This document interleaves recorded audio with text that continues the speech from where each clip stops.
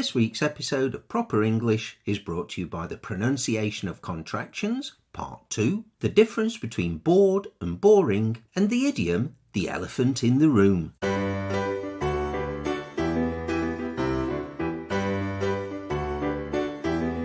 Hello, I'm Alison. And I'm Dave. And we'd like to welcome you to our podcast, which as you know is called Proper English. If you're learning English and you want to know how to pronounce I''VE. If you're not sure if you're bored or boring, if you're puzzled by a mistake we made in a previous episode, then this episode of Proper English is just the thing for you.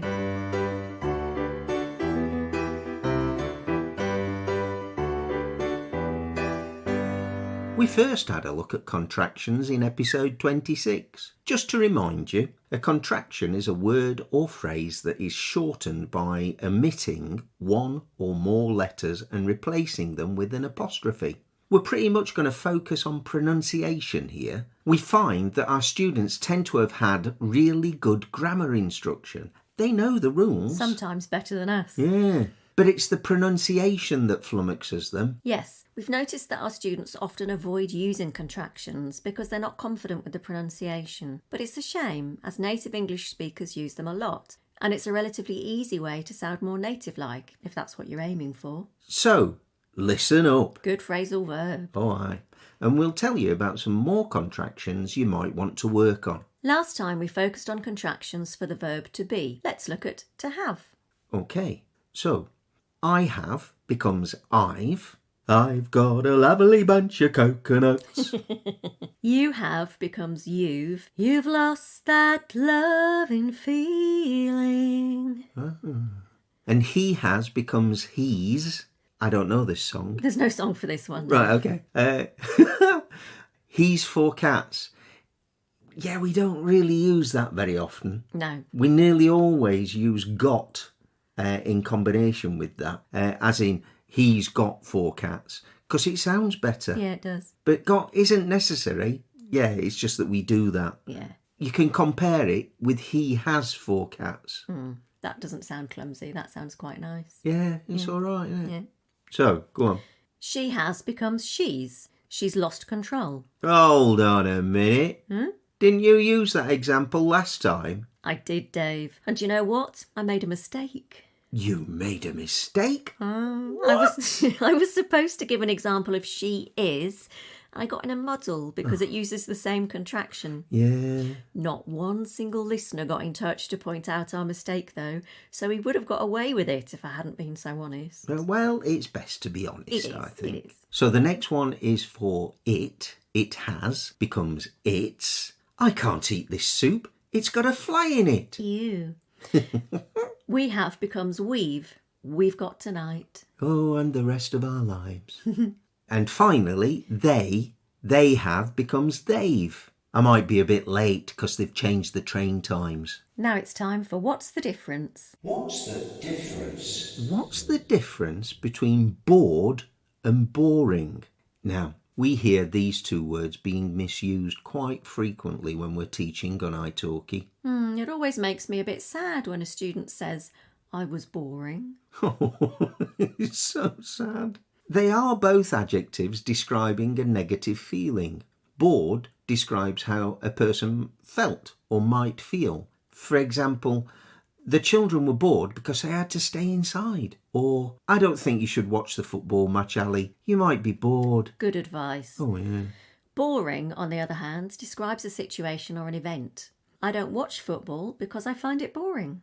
I'm always pleased when I see Dave's done the washing up because it's so boring. I find it quite therapeutic, actually. Right, back to contractions.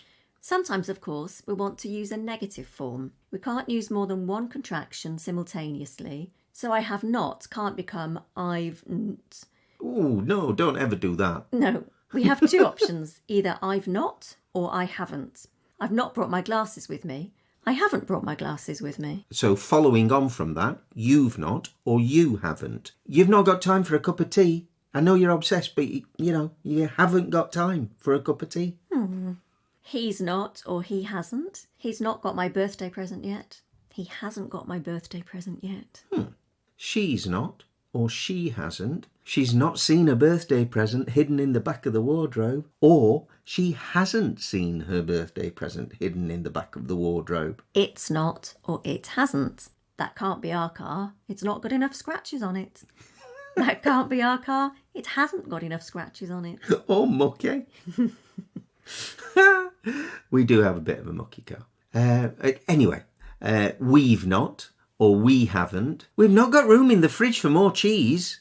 Or we haven't got room in the fridge for more cheese. They've not or they haven't. They've not got any ripe avocados in the shop.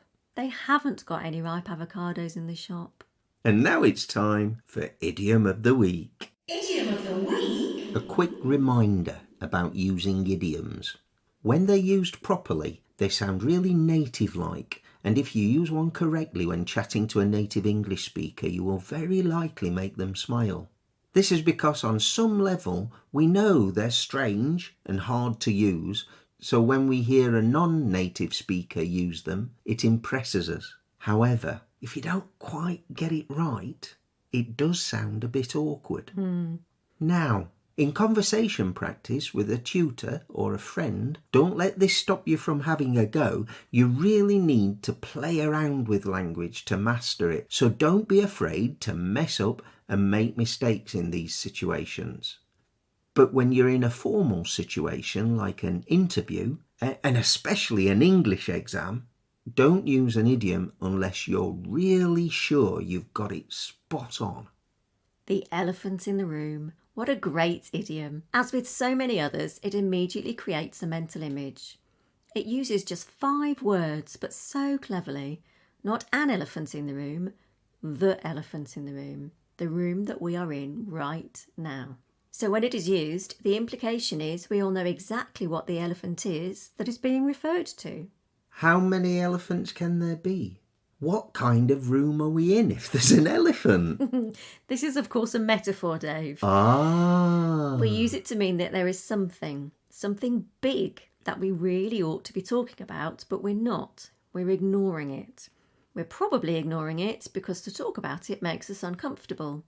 Maybe it's embarrassing or controversial or likely to cause an argument. The people in the room have tacitly agreed not to discuss it. Good word, tacitly.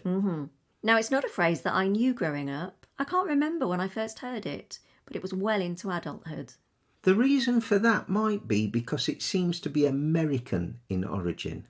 I say seems to be because, as is often the case, no one seems quite sure of the origin, but its earliest usage seems to be in the USA. Let's give an example of how to use it. Go on then. We were in a staff meeting and we'd spent ages talking about the budget when finally one colleague said, "When are we going to talk about the elephants in the room?" The boss looked embarrassed, but my colleague pressed on. "Are you going to be sacking someone?" Ooh, on that bombshell. Here we are at the end of another episode of Proper English. We hope you've had fun listening in on our conversation, even though it took a bit of a dark turn then. Have you told everyone you know about us? Your friends, your family, anyone who's studying or learning English? Why not like this episode and leave us a nice review? Don't forget to subscribe to us on your favourite podcast app so you never miss an episode. Email us at properenglish, all one word, at sapo.pt with your suggestions for future podcasts. And of course, you can join us on Instagram, Facebook or Twitter, where we frequently answer questions you have about English grammar. So, until next time, it's goodbye from me. And it's goodbye from me too. And thank you for listening to Proper English.